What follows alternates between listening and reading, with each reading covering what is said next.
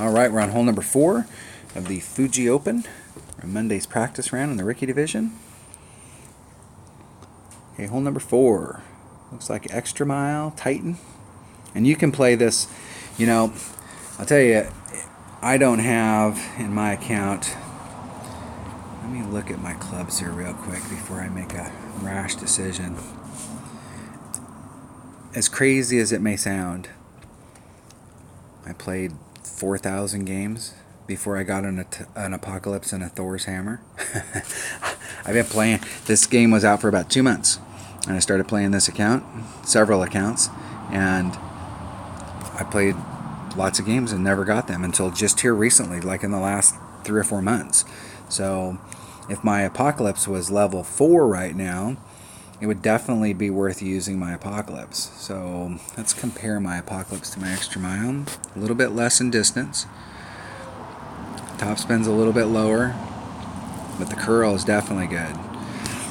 And it's almost, the curl is almost, because on this hole, let's go back to the hole. The deal is if you're coming to this landing zone, the thing is the more you can get the ball to come in this direction as opposed to coming out here. So while you may get out here, and distance-wise, let's make some marks. Let's say you hit here and you're using an extra mile and you get out here. But you're using an Apocalypse or a quarterback and you can get out here because you've got curl. This is actually a better shot to the green than this right here. You may be actually closer to the green even though you didn't hit it as far on the drive, just because you can't get as much curl in your extra mile. And the goal here is definitely getting a short iron range. So whatever it takes to get into your short iron range, and the farther you can get into your short iron range, the better. So let me go back.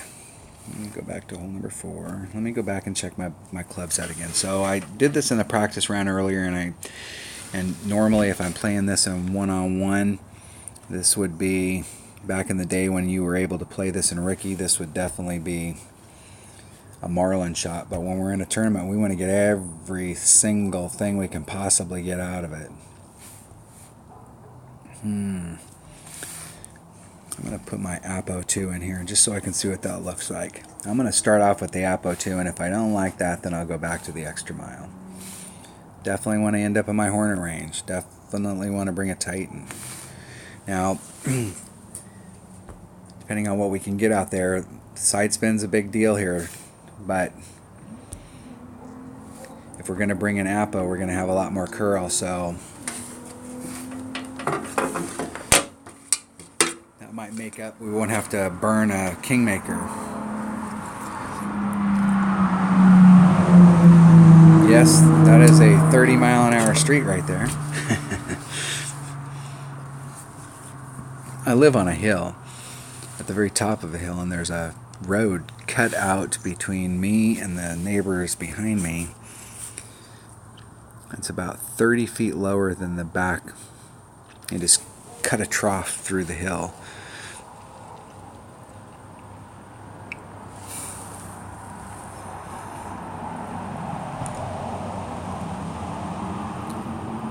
So our opponent's got a Quasar, and that way they can get a little bit more side spin on it. No overpower. And I always like it when you can do no overpower and get out in there, even if you get a little teeny bit less distance than what you might have got in some situations with overpower. It's always better if you can be more consistent. Now there is a max overpower hook shot here. Now that's what I really should be practicing. Let's go back to my number 1 bag. You know, I'd really like to hit. Get out into that area right there in a max overpower. There's 1. There's 2. Where are we aiming here? Do we have any reference point?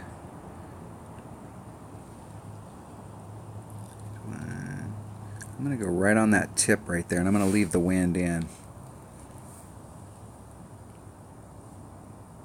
Oh, and I didn't get all that at all. But that'll tell us whether or not we're in the right line. And I like that line. If I would have caught all that, I'd have probably ended up about up here where that hollow's at. I think I'm going to work on that shot some more, because that would have put me pretty good up there. I think that might have been actually like close to mid short iron. So I may try that again, and I like that spot.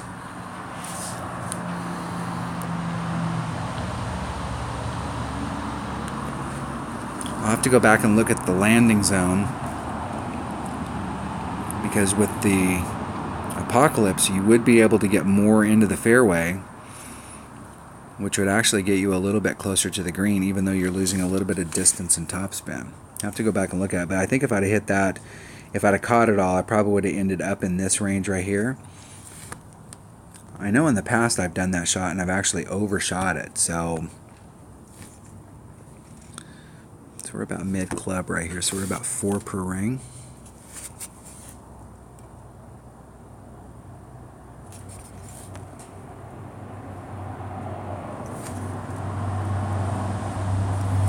So I'm going to do a 1 ring pull.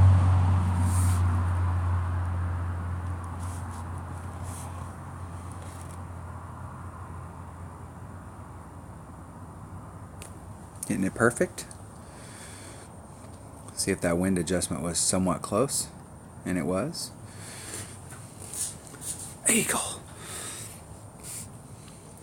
Is that one of the is that one of the even the blind squirrel finds a nut? Never give up, even if you're in the rough or the sand. You still have, don't, sometimes you get greedy when you're in the rough or the sand and you try and make up for it. You have to pick your moments, but you still have a shot. It's all about knowing your clubs and knowing the numbers on your clubs. So let's go back and look at that hole one more time. You have the benefit when you're watching this video that you can stop it and go back and see what I did. And I'll have to go back and see where I landed here, but what I had was my transition. Let me zoom it in a little. I had my ball guide right on this point right here. So my ball guide was on this point, and I left the wind in because the wind, I think, is going with us down the course. So it's going to push us out here further. What I'm interested in is where I landed out here. I know I hit the shot bad as far as I didn't catch all of the hook. I didn't catch even close to all of the hook. But the important thing is to see, like, there's an arc out here, and to see where I landed on that and see where that arc intersects trouble. So, like, was that arc if I was over here in sand or on the rough, or did I clear all of this? And so that's the important things to look at. But I think that this spot right here, if we put our ball guide right along this transitional line, that's the spot we're looking for. The question is would you actually get more distance? Because with an extra mile, I think my goal would have been to be out into this range right here. It would have been in this track if I would have caught it all. Whereas if you used an Apocalypse, you've got more curl, and a lot more curl. And so the deal is you're going to be coming in like this. However, you have less topspin and you have a little bit less power. So you may end up a little bit shorter down here, but when you do the arc down here, are you still the same distance from the pin? That's the question. But I think I'm going to explore this max overpower hook shot, because I think the deal is that, number one, I think it's going to be safer. We're going to end up closer, and we're going to have a much better shot at making that eagle. And this is definitely a hole that we want to get an eagle on. I mean, it's not that it's a super easy eagle. We still have to have a second shot. Even if we get down here, we still have a shot that we have to hit perfect on. And that's what these short iron shots boil down to. I mean, when I'm on a course and I'm in with my short iron and I hit perfect, I feel I'm shocked when it doesn't go in the hole. If I don't hit perfect, it's pretty much guaranteed it's not going to go in the hole. So it all boils down to hitting perfect. So you still have to get the work done on the other end, but if you give yourself that shot, you're really going to increase the odds that you're going to end up getting that eagle. All right, that was hole number 4 of the Fuji Open and Monday's practice round of the Rookie Division. Thanks for watching.